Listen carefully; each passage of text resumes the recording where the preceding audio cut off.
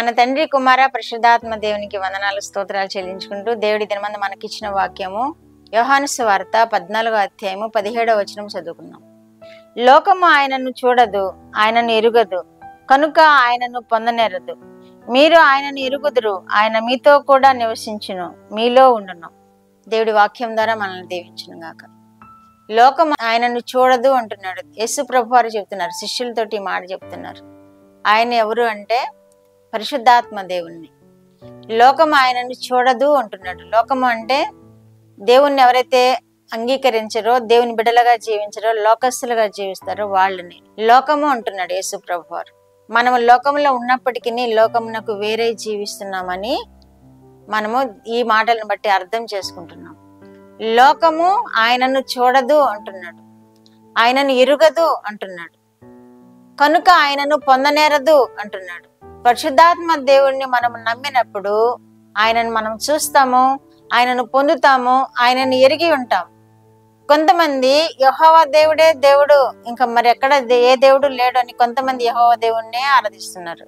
కొంతమంది యేసు ప్రభు వారే దేవుడు, ఇంకా ముగ్గురు ఆయనే అంటున్నాడు. కానీ ఇక్కడ యేసు ప్రభు వారు చెప్తున్నారు, ఆయనను మీరు కలిగి ఉంటారు, ఆయనను మీరు పొందుకుంటారు అంటున్నారు. లోకము పొందుకోదు కానీ ఆయనను మీరు పొందుకుంటారు అంటున్నాడు. యేసు ప్రభు వారు ఆరోహణమై వెళ్ళిన తర్వాత పరిశుద్ధాత్మ మీ మీదకి వస్తుంది, మీరు ఆయనను చూస్తారు, ఆయనను పొందుకుంటారు, ఆయనను మీరు ఎరుగుదురు అని యేసు ప్రభు వారు చెబుతున్నారు. ఆరోహణమైన తర్వాత మీరు మేడగదిలో వేచి ఉండండి అని శిష్యులకు తెలియజేసిన విధానం మనం చూస్తున్నాం. శిష్యులు 10 దినాలు మేడగదిలో ఆయన కనిపెట్టుకుంటూ ఉండినప్పుడు దేవుడు ఆ ప్రజల మీదకి అగ్ని జ్వాలల వంటి ఆత్మను కుమ్మరించి వారు ఒక్కొక్కరిని అభిషేకిస్తారు ఆత్మ.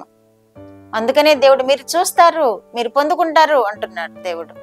ఇది యేసు ప్రభు వారు సిలువ వేయబడక ముందే శిష్యులతో చెప్పిన మాటలు ఇవి. ఈ రోజు మనం కూడా ఈ మాటలు చెప్తున్నారు. ఆయనను లోకము చూడలేదు, ఆయనను లోకము ఎరుగదు, ఆయనను పొందుకోదు, కానీ మీరైతే ఆయనను చూస్తున్నారు, ఆయనను ఎరుగుదురు, ఆయనను పొందుకుంటారు అని శిష్యులకు తెలియజేస్తున్నారు. ఆ శిష్యుల్లో మనము కూడా ఉన్నాం. మనము కూడా శిష్యుల్లో ఒకరి వల్లే మనము కూడా పరిశుద్ధాత్మను నమ్ముతాము, పరిశుద్ధాత్మను చూస్తాము, పరిశుద్ధాత్మను పొందుకుంటాం. మనం కూడా లోకము పొందుకోదు, మనము పొందుకుంటాం. దేవుడు మన పక్షాన్ని అటువంటి కార్యాలు చేస్తూ ఉంటాడు. పరిశుద్ధాత్మను మనకు సహాయంగా ఇచ్చాడు కనుక మన కార్యాలన్నీ పరిశుద్ధాత్మ దేవుడు నెరవేరుస్తూ ఉంటాడు ఈ భూమి మీద. మీరు ఆయనను ఎరుగుదురు, ఆయన మీతో కూడా నివసించును, మీలో ఉండును అంటున్నాడు.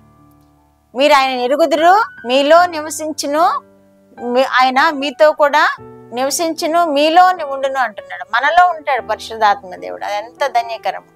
యేసు ప్రభువుని, తండ్రి అయిన దేవుణ్ణి మనం విశ్వసించినప్పుడు పరిశుద్ధాత్మ ఎక్కడుంటాడు అంటున్నాడు, మనలో ఉంటాడు అంటున్నాడు. యేసు ప్రభు వారు చెప్తున్నారు, మనలో ఉంటాడు, మనతో ఉంటాడు, మన ప్రార్థనలు వింటాడు, తండ్రికి విజ్ఞాపన చేస్తాడు, మన అవసరతలన్నింటినీ కనిపెడుతూ ఉంటాడు పరిశుద్ధాత్మ దేవుడు. కాబట్టి తండ్రి కుమార పరిశుద్ధాత్మ దేవుణ్ణి మనం నమ్మాలి.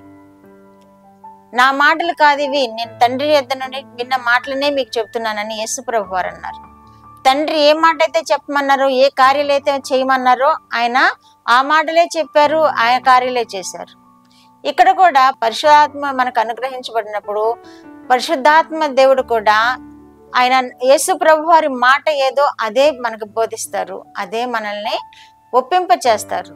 అప్పుడు మనం యేసు ప్రభు వారి బోధల్లో మనం నిలిచి ఉంటాం. పరిశుద్ధాత్ముడు మనల్ని ఏవి ఒప్పింప చేస్తాడో వాటిల్లో మనం నిలిచి ఉంటాం. కాబట్టి పరిశుద్ధాత్మను మనం పొందుకున్న వారముగా ఉందాము, పరిశుద్ధాత్మలో మనం ఆనందించే వారముగా ఉందాము, పరిశుద్ధాత్మను మనము అనుసరిస్తూ ఉన్నాము. లోకం అంటే ఏంటి? దేవుణ్ణి ఎరిగిన వారు, దేవుణ్ణి కలిగి ఉండని వారు, దేవుణ్ణి అనుసరించిన వారు. లోకము అంటే వారి వల్లే మనం ఉండకూడదు. ఇక్కడ మన శిష్యుడైన ఇస్కరియోతు యోధా కూడా ఉన్నాడు. ఆయన శిష్యుడే, 3.5 సంవత్సరాలు వెంబడించిన వాడే, కానీ ఆయనలో పరిశుద్ధాత్మ నింపుకోలేదు. యేసు ప్రభు వారిని ఆయనలో నింపుకోలేదు. యేసు ప్రభు వారి యొక్క ఆత్మ తనను పొందుకోలేదు. మిగిలిన 11 మంది యేసు ప్రభు వారు దేవుడు, పరలోకం నుండి పంపబడిన దేవుడు అని ఒప్పుకున్నారు. కానీ ఈ ఇస్కరియోతు యోధా మాత్రము సాతాను చేత పట్టుబడి ఆయనను అప్పగించడానికి పూనుకున్నాడు. ఆయనలో పరిశుద్ధాత్మ ఇంకా నిలవడు. అలాంటి వారిలో పరిశుద్ధాత్మ ఉండడు. కాబట్టి మనము యేసు ప్రభు వారిని నమ్ముదాము. తండ్రి అయిన దేవుని యొక్క ప్రేమను మనం నమ్ముదాము. ఆత్మస్వరూపిగా ఉన్న దేవుడు మన మధ్య నివసిస్తున్నాడని మనం నమ్ముదాము.